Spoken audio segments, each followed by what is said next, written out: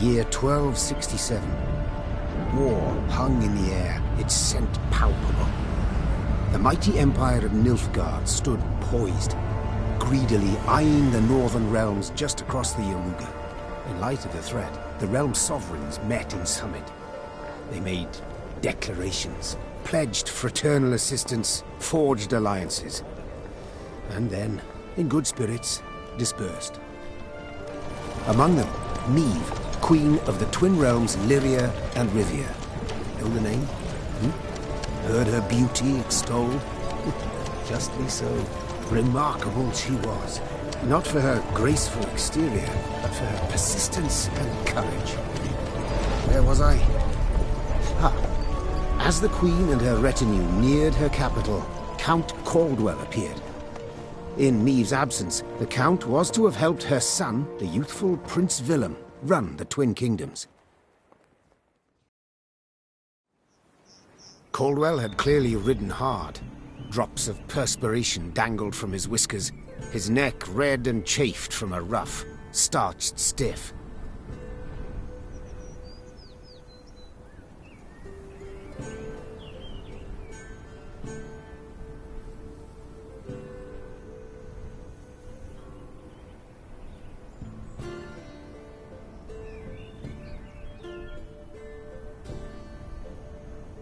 Hail, Your Majesty. Delighted to see you in good health. The summit, it ended fruitfully, I hope? Yes, at its end, letters were exchanged, documents signed. Paper. Time will tell of what value.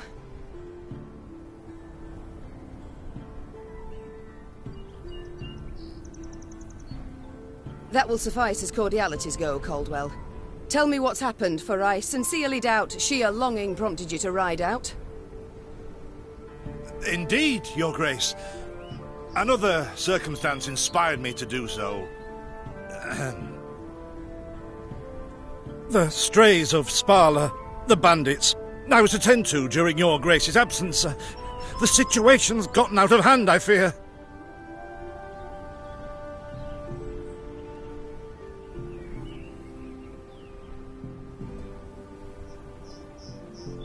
I deliberated.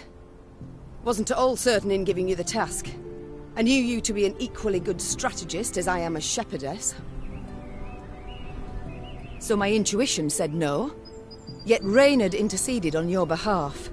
Your Grace, they're common bandits, while the Count will have a host of men-at-arms to command. Next time, I shall trust my gut. All right, speak. What has happened? Be precise. As Your Grace ordained, I set out and was nipping at the bandits' tails for long. We pursued for weeks, until scouts returned, having sighted the strays' camp in the forest near Locheren. We waited for nightfall to surprise them as they slept.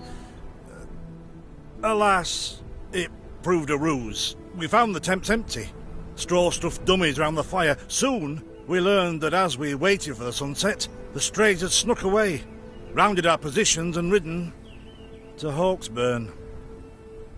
I beg your pardon, my lord. The tax collectors. That is where they station. So the gold? All of it? It's stolen, Your Grace, but I shall do all in my power to recover it. This I vow, if it be Your Grace's wish. After weeks in the saddle, Your Grace's wishes are modest. A hot bath and a night's sleep in her own bed. Yet, they shall have to wait.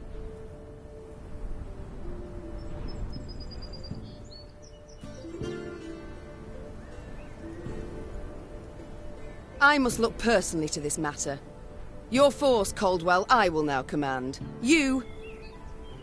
send a herald to Hawksburn. They must prepare for the Queen's arrival. Air the rooms, dust off the porcelain. Make certain they do it. Do you see now, Reynard? I believe I foretold it would be thus. My son wasn't ready in the least to rule an entire country. I confess, Prince Willem has much to learn yet. Yes. And very little time.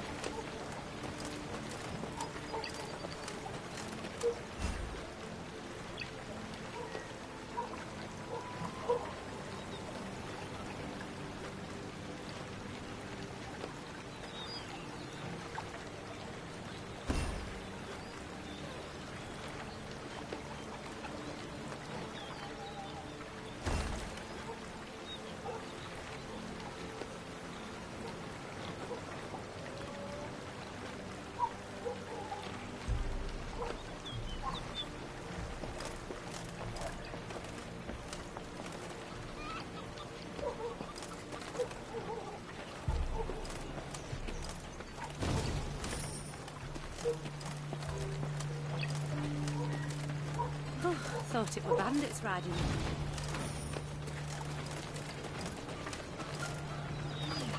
Milk. They stretched her over a fire till she told them where she buried her gold. Rather die than tell him she would. But I know where she kept it. Sit tight. Sketch it out for you.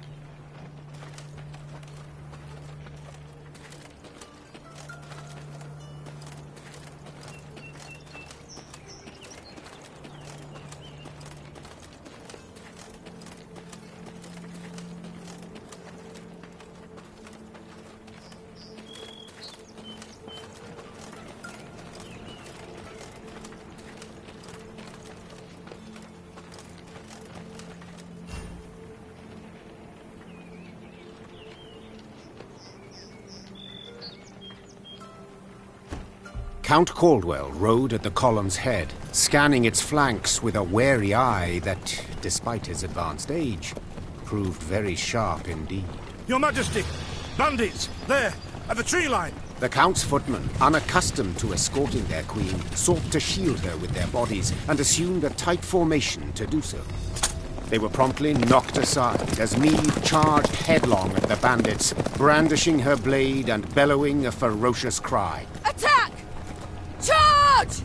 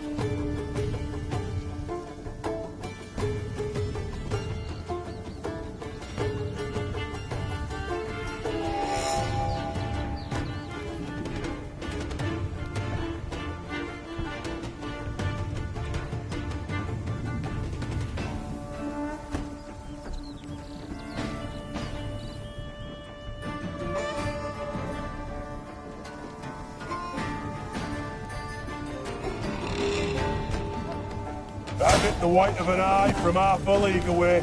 To attack the Queen? An outrage!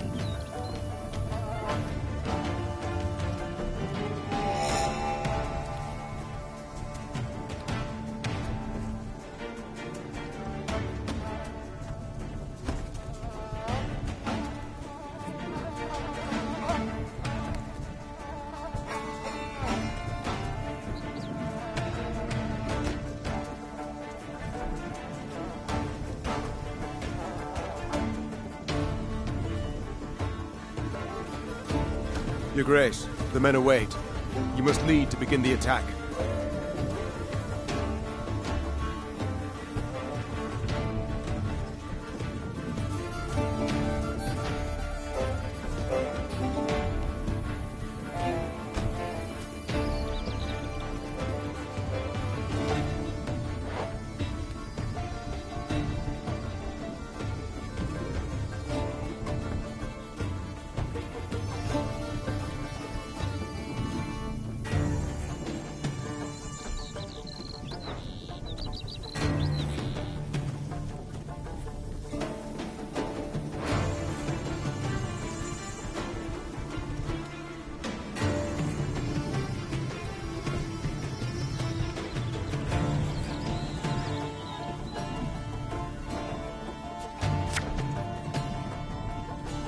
Give me a time.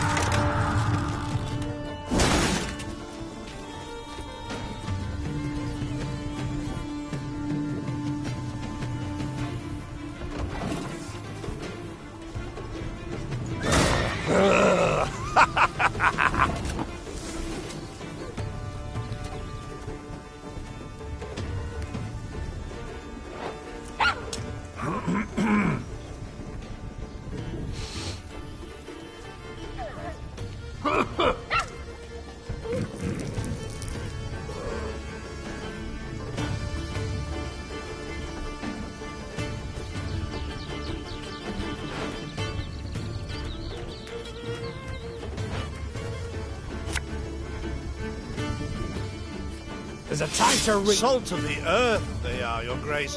They'd follow you into fire. You need simply say the word.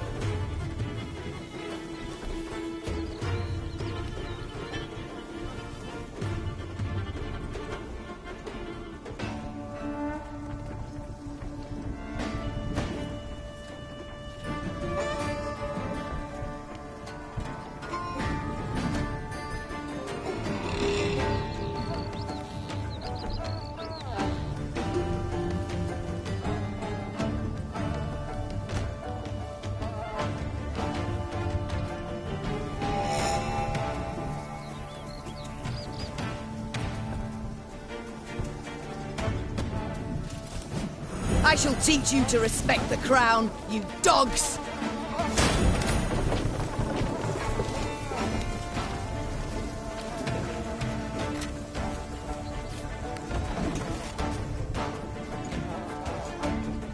Look out! Seek cover! We are bombarded!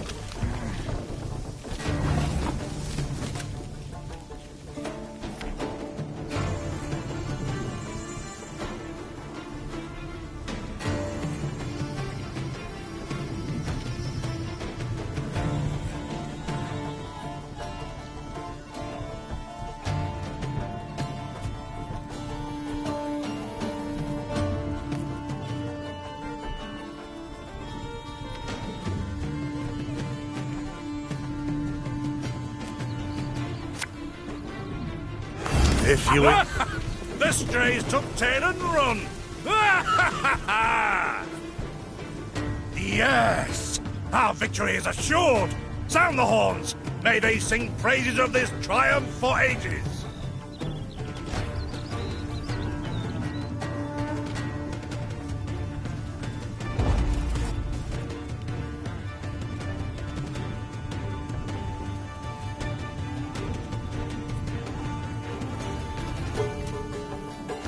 Battle's not yet done. It is better to conserve our strength. Prepare for a strike that will prove decisive.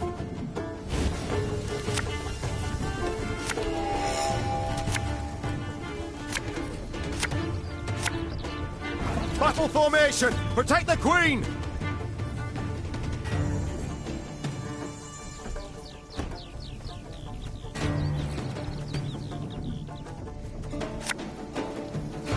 way.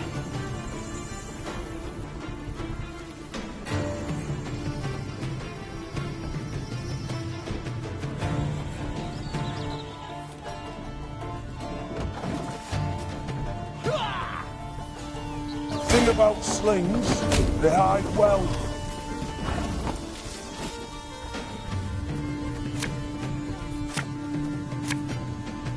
Should have listened to me old lady.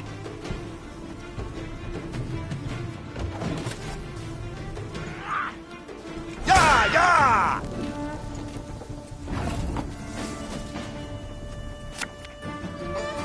Our ballista, your command.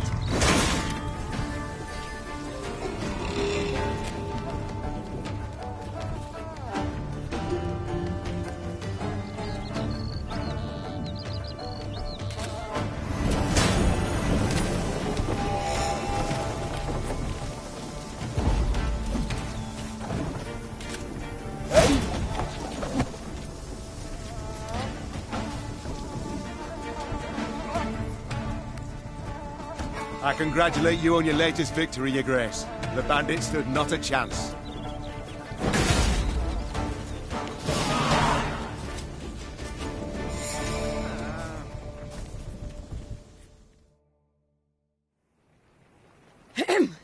Matters seem indeed to have gotten out of hand, to put it mildly. Meve said, arms crossed atop her shining breastplate. They've grown bold.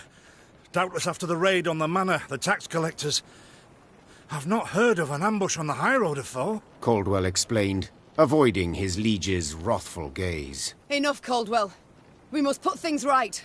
Come! The Queen's retinue set out, cavalry in front, infantry and arbalists close behind, and, following in the rear, the bandits, bound in chains.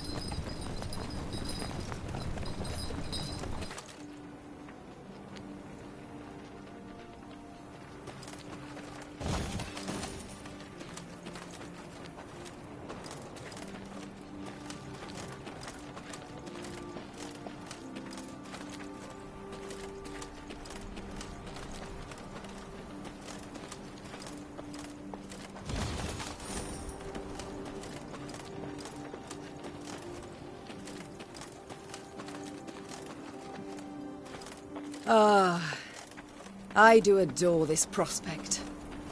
Yes. Lyria, the Pearl of the North. With its hills and dales. Why, its beauty matched only by that of its queen. After 3 weeks in the saddle, I've my doubts, Count. We shall pitch camp here.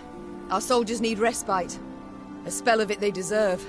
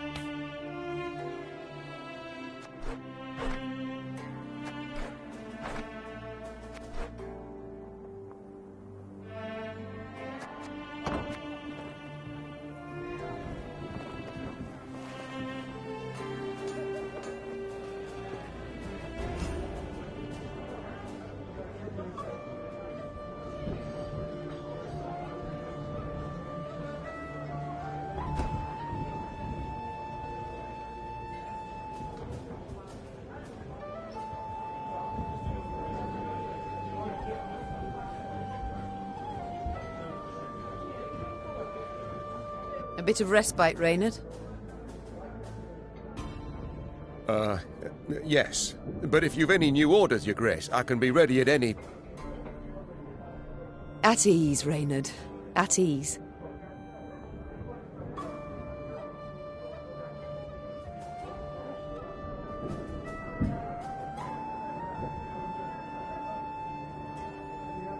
Don't you find it wearisome sitting alone? Wouldn't you prefer another's company? Swapping tales with the innkeep, even? Your concern, I most appreciate, Your Grace. But I prefer silence. Has it always been thus with you? Ever a man apart? Quite the contrary, Your Grace. As a youth, I gloried in company, delighted in conversation.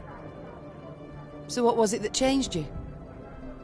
That delight nearly cost me my head. But do you truly not know the tale, milady? How I came to be your departed husband's aide? I don't, but would gladly hear it. I had but 20 winters behind me when I enlisted. Yet I was granted the rank of lieutenant from the start, not by merit, but by birth. The respect of veteran officers, both my peers and seniors, that they could not grant, nor did I deserve it. To earn that respect became my driving aim, and to seem wise beyond my years, I began spouting off about the king's decisions. This maneuver Reginald botched, that he failed to think through, and yet elsewhere he'd blundered like a schoolboy.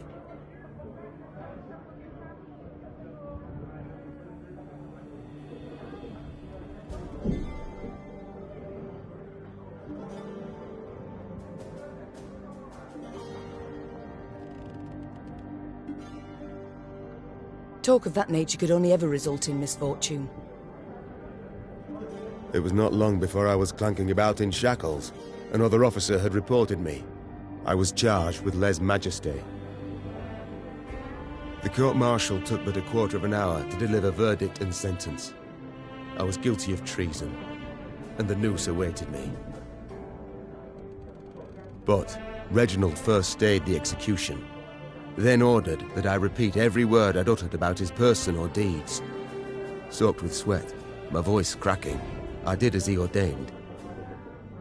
Reginald listened, raptly and silently, and when I'd finished, he declared I was right.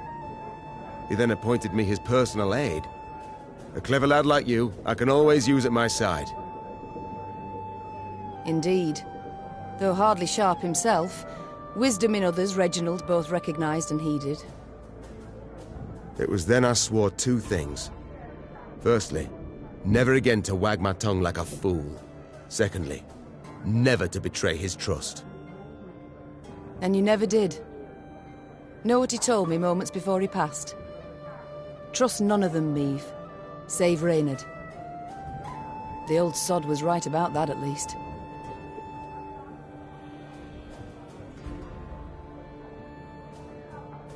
I thank you for sharing that tale, Reynard. Truly. Alas, I've come to fear Willem might simply not be cut out to be a king, let alone a good one. A harsh judgment, Your Grace. Let's not be hasty. The prince is but 16 summers to him. And is thus fully grown. The crown he should be able to bear at his age. Yet I left the land in his care for but a few months, and look what's become of it. Bandits roam and loot unchecked. We might yet learn of mitigating circumstances, events beyond his control. Would that it were so, Reynard. Would that it were so. Elsewise we must hope Ancaeus will demonstrate more wit than his brother. Though I see little chance of that either.